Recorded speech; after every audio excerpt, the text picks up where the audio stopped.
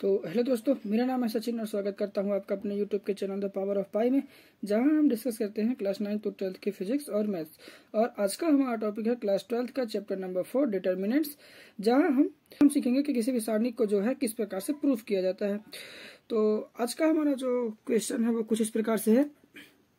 First, सिद्ध कीजिए कि सारणिक माइनस ए का square a b a c a b minus b का square b c a c b c और minus सी का स्क्वायर, हमें जो है सिद्ध करना है कि ये जो डिटर्मिनेंट्स है वो इज इक्वल टू है 4 ए का स्क्वायर बी का स्क्वायर सी का स्क्वायर।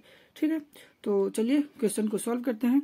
तो सबसे पहले हम क्वेश्चन को सॉल्व करने के लिए अपने दिए हुए सारणिक का जो मान है उसको हम एक बार लिख लेते हैं। तो हमने लिखा delta is equal to minus a का square a b minus b का square b c b c और माइनस सी का स्क्वायर। हमें क्या करना है कि जब कभी भी हमें किसी सारणिक को सिद्ध करने के लिए दिया जाता है इस प्रकार से, तो हमें क्या करना है कि हमें कोशिश करना है कि हमारा जो डिटर्मिनेंट्स है उसके किसी भी रो या फिर कॉलम के कोई भी दो जो एलिमेंट है उनका जो मान है वो 0 हो जाए। तो इससे क्या होता है कि हमारा जो मान है वो आसानी से ज्ञात हो जाता है। तो हम क्या करते हैं कि हम यहाँ पास संक्रियाओं का प्रयोग करके हम जो है इस 4 ए का स्क्वायर बी का स्क्वायर सी का स्क्वायर को प्राप्त करने की कोशिश करेंगे। तो हम जो है यहाँ पास देख सकते हैं कि हमारा जो दिया हुआ डिटर्मिनेंट्स है उसके जो पहले दूसरे और तीसरे जो रो हैं उनमें जो है ए बी और सी जो है वो कॉमन है, यानी कि जो हमारा पहला रो है उसमें ए और जो दूसरा रो है उसमें बी और जो तीसरा रो है उसमें सी जो है वो तीनों ही कॉलम में दिया हुआ है। तो हम क्या करते हैं कि अपने पहले रो दूसरे रो और तीसरे रो से क्रमशः ए बी और सी को जो है वो उभयनिष्ठ ले लेते हैं। तो जब हम अपने दिए हुए सारणिक से ए बी और सी को कॉमन करते हैं तो हमें जो है डिटर्मिनेंट्स प्राप्त होता है वो कुछ इस प्रकार से है कि determinants minus a b c a minus b c a b और माइनस सी। ठीक है, हम यहाँ पास स्पष्ट रूप से देख सकते हैं कि हमें जो डिटर्मिनेंट्स प्राप्त हुआ है उसके पहले दूसरे और तीसरे रो पे जो है वो क्रमशः ए बी और जो सी है वो उभयनिष्ठ लिया जा सकता है। तो हम क्या करते हैं कि अपने पहले दूसरे और तीसरे कॉलम से जो है वो ए बी और सी को कॉमन ले लेते हैं। तो जब हम डिटर्मिनेंट से ए बी और सी को कॉमन करते हैं तो जो ए है उसका मल्टीप्लाई हो जाता है ए के साथ और बी का बी के साथ और सी का सी के साथ। तो ये हो जाता है ए का स्क्वायर बी का स्क्वायर सी का स्क्वायर। और जो सारणिक प्राप्त होता है वो कुछ इस प्रकार से है कि -1 1 1 1 -1 1 1 1 और 1।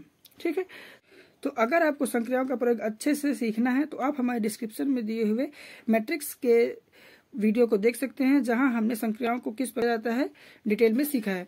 तो चलिए आप क्वेश्चन को आगे सॉल्व करते हैं। तो हम क्या करते हैं कि अब जो है संक्रियाओं का प्रयोग करते हैं और हम क्या करते हैं कि जो हमारा पहला कॉलम है उसको दूसरे कॉलम के साथ जोड़ देते हैं।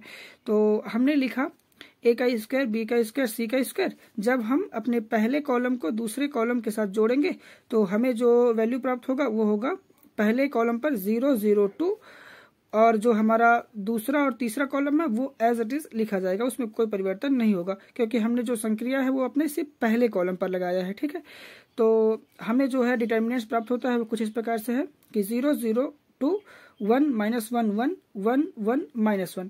ठीक है, अब आगे जो है हम क्या करते हैं कि अपने दिए हुए डिटर्मिनेंट्स का पहले कॉलम के सापेक्ष जो है मल्टीप्लाई कर देते हैं। तो मल्टीप्लाई करने पर हमें जो है आंसर प्राप्त होता है वो कुछ इस प्रकार से है कि ए का स्क्वायर बी का स्क्वायर सी का स्क्वायर 0 -0 +2 और 1 + 1।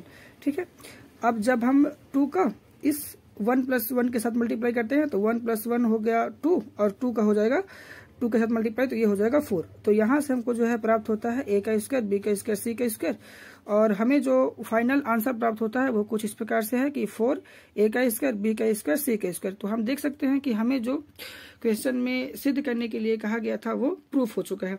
तो आशा करता हूँ आपको आज का ये वीडियो पसंद आया होगा। अगर वीडियो पसंद आया होगा तो प्लीज़ चैनल को सब्सक्राइब कीजिए, बेल आइकन को प्रेस कर लीजिए ताकि आपको आने वाली वीडियो की हर अपडेट मिलती रहे। धन्यवाद।